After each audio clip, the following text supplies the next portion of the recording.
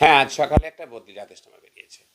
এখন এই বদলি, দেখুন, বদলিযোগ্য চাকরি আমাদের, বদলিতে কোনো সমস্যা নেই। পশ্চিমবাংলার 11টা জেলায় চাকরি করেছি, আরও বাকি যে জেলাগুলো আছে সেগুলোতে চাকরি করতে পারলে খুশিই হব।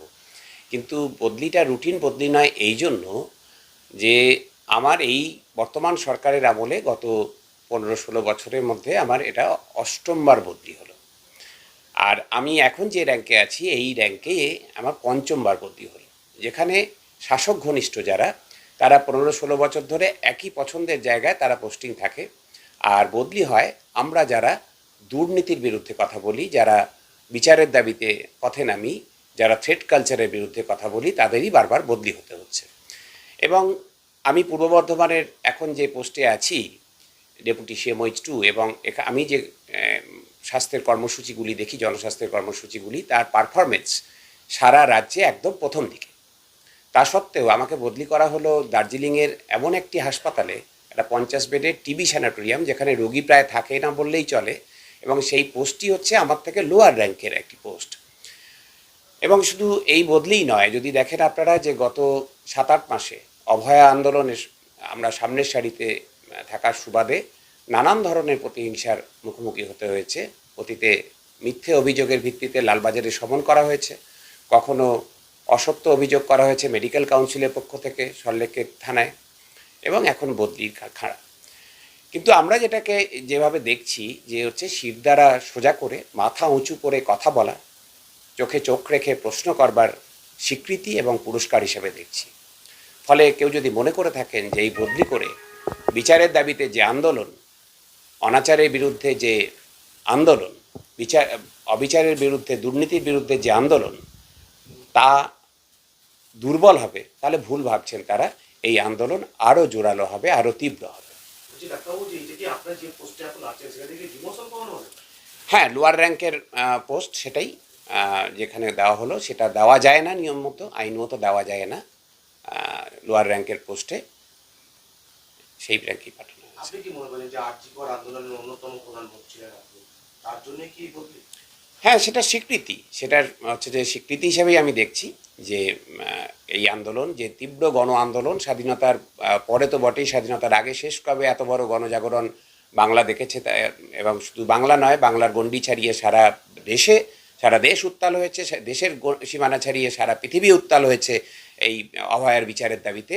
সেই আন্দোলনের সামনে সারিতে থাকার স্বীকৃতি এবং পুরস্কার হিসেবে দেখছি এই বদলিটাকে।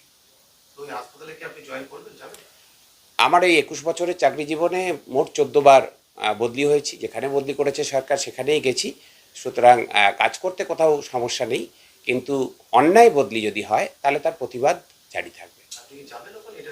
আমি এই আধ ঘন্টা আগে সবে বদলির অর্ডার পেয়েছি। আমার ঊর্ধ্বতন কর্তৃপক্ষের সাথে কথা বলি, আমার সংগঠনের সাথে কথা বলি, করে পরবর্তী পদক্ষেপ ঠিক করব।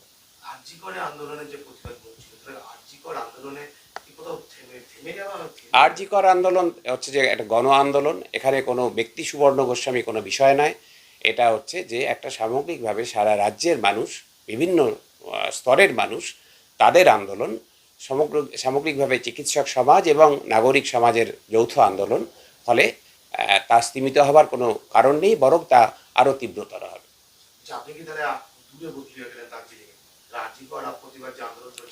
বর্ধমানে থাকি বা দার্জিলিংয়ে থাকি, অনাচার যেখানেই ঘটবে, দুর্নীতি যেখানেই ঘটবে, সেখান থেকেই সরব হবে।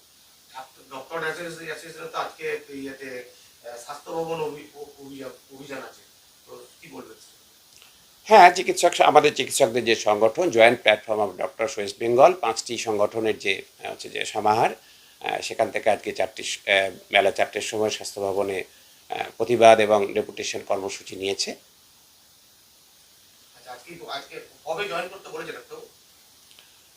ডেট কিছু মেনশন করা নেই, বলা হয়েছে যত শীঘ্র সম্ভব।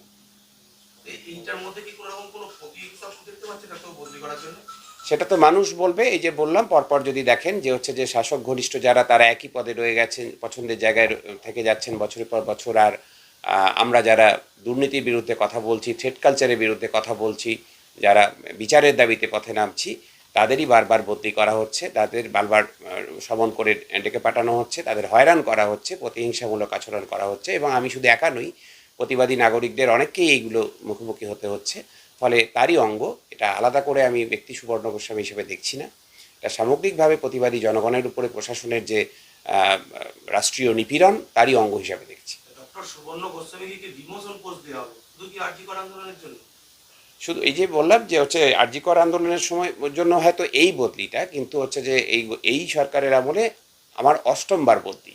ফলে দুর্নীতির বিরুদ্ধে কথা আমরা বহুদিন ধরেই বলছি। শুধু আরজি করে আন্দোলনের দিন থেকে 9ই আগস্ট 2024-এর পরের দিন থেকে আমরা দুর্নীতির বিরুদ্ধে সরব তা নয়, তার আগে থেকেও যে প্রাতিষ্ঠানিক দুর্নীতি, যে অনাচার, জনবিরোধী যখন নীতি নেয় সরকার, যখন চিকিৎসক বিরোধী নীতি নেয়, তার প্রতিবাদে যে সংগঠিত চিকিৎসক আন্দোলনের একজন কর্মী হিসাবে আমি গর্বিত যে হচ্ছে যে আমাকে এরকম তার স্বীকৃতি বারবার আমি পাই এই সব বদলির হচ্ছে যে মাধ্যমে।